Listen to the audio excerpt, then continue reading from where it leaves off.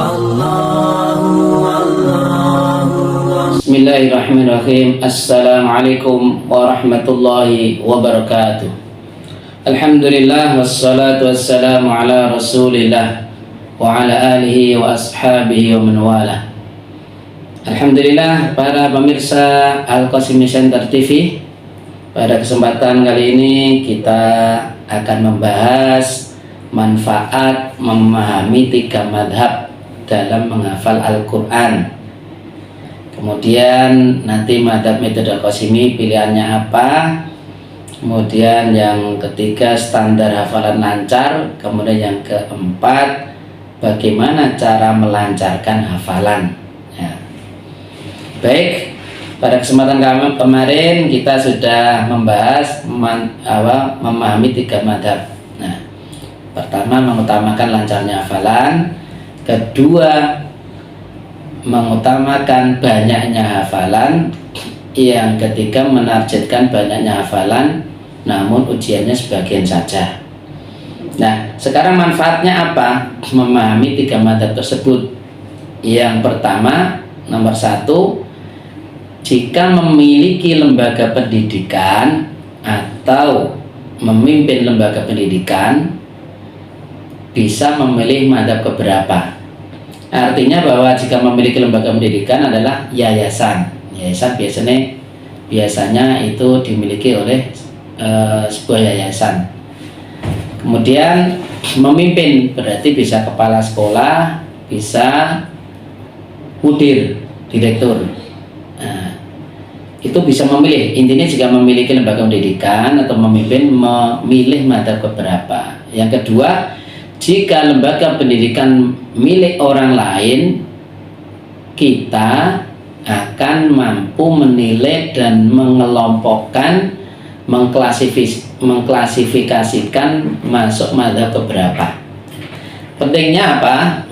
Manfaat memahami 3 madhab ini, maka nanti sebuah yayasan dan pelaksana lembaga pendidikan, yayasan dan mudir atau kepala sekolah nanti akan menemui kecocokan dan satu irama dan satu pendapat milih madhab berapa, karena masing-masing tentunya memiliki konsekuensi turunan konsep yang berbeda.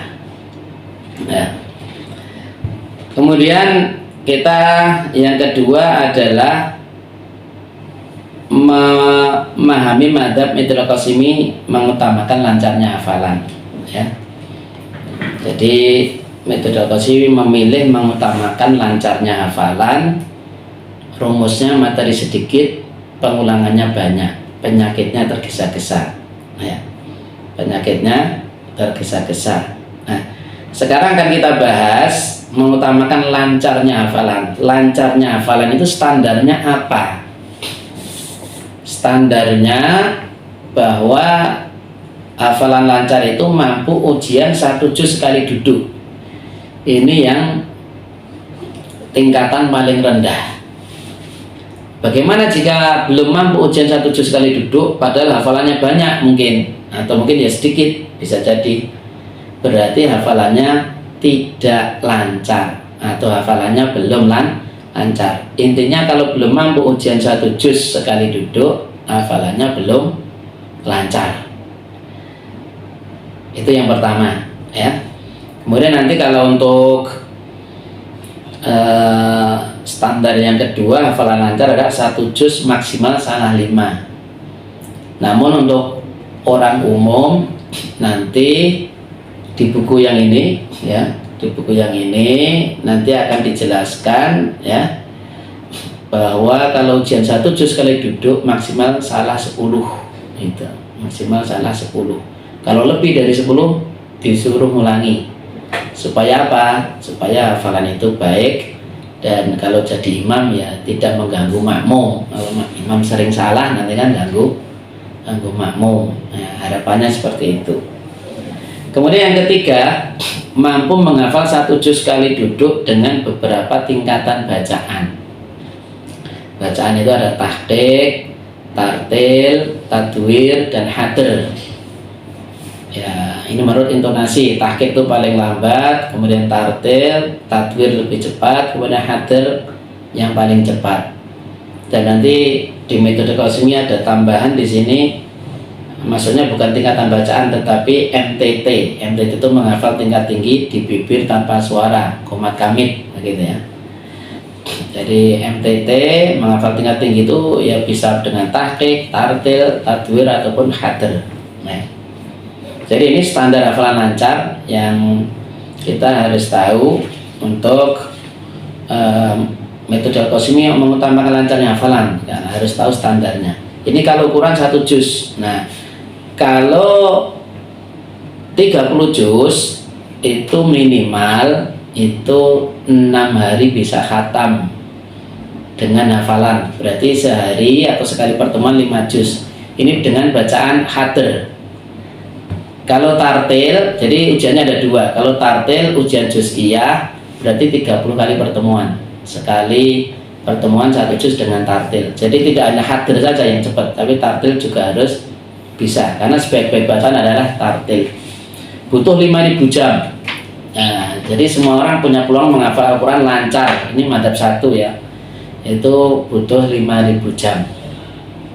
Tinggal sehari kuat berapa jam, nanti ketemu berapa tahun, atau berapa tahun pengennya. Mudahnya kalau 14 tahun itu sehari 1 jam gitu ya. Nanti kalau sehari 2 jam berarti 7 tahun dan seterusnya ya.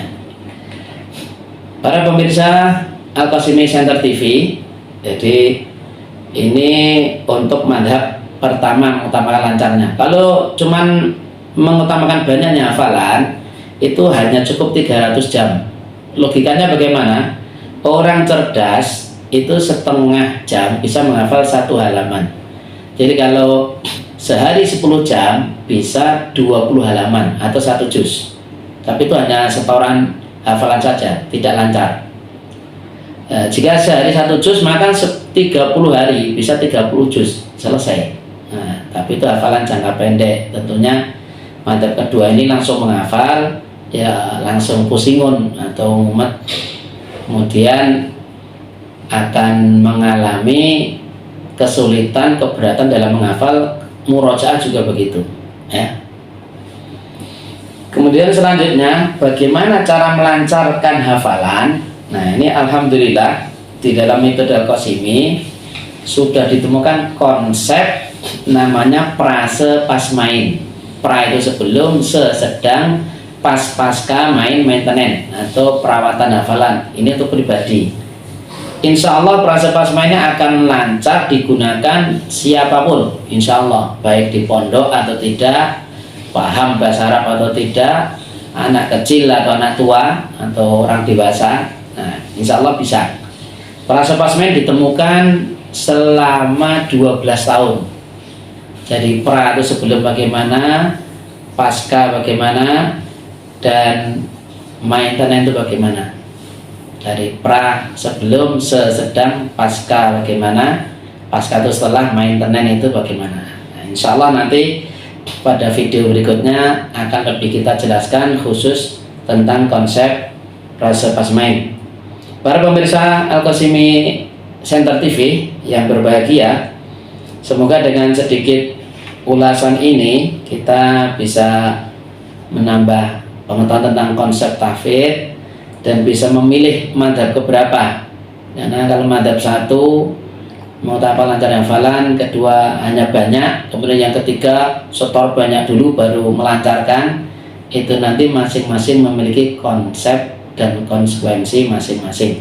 Semoga bisa bermanfaat dan tentunya kita semua dimudahkan dalam menghafal Al-Quran. Semoga menjadi ahlul Quran, ahlullah, keluarga Allah di dunia, yaitu para penghafal Al-Quran. Sekian, terima kasih. Jazakumullah khairan wa barakallahu fikum. Wassalamualaikum warahmatullahi wabarakatuh.